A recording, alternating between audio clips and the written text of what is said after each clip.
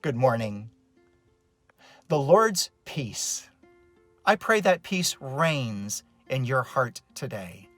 I pray that whatever news you hear does not unnerve you, unsettle you, but you find just great strength in the Lord and a calmness about you that really is reflective of those of us who follow Christ and know that He is sovereign and in control. He can be trusted, and really we have nothing to worry about.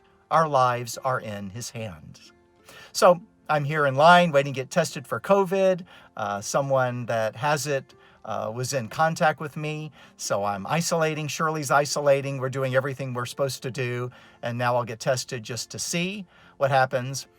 As I was driving here, the scripture came to mind that He will keep us in perfect peace as we keep our thoughts set on Him. That passage from Isaiah. And so I found myself just thinking about the Lord, His goodness, His promises, the future, and really His peace just rose up and just bathed me.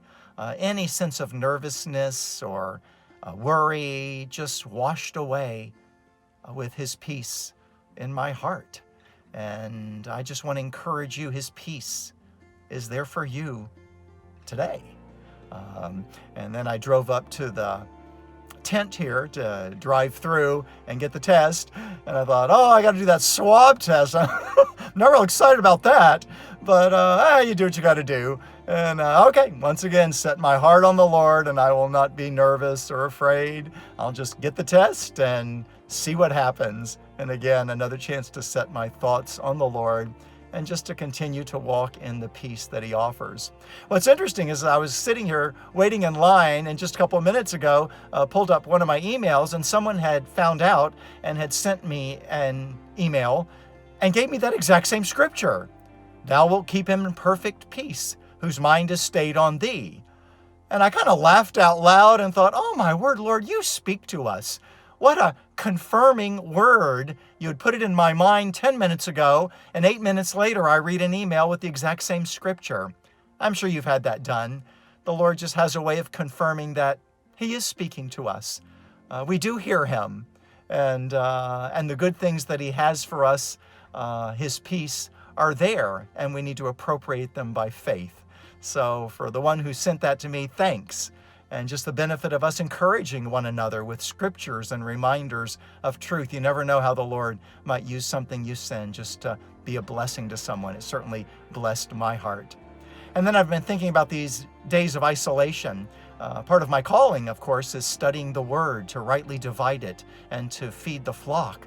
So these extra hours that I've had to be with the Lord, just times of soaking in the Word and preparing next week's message, and just believing the Lord for a feast that will feed the flock and strengthen our faith in Him and our love for Him and bring Him glory, and just grateful for those moments that the Lord has provided through this. Whatever the enemy would mean for evil, God works for good.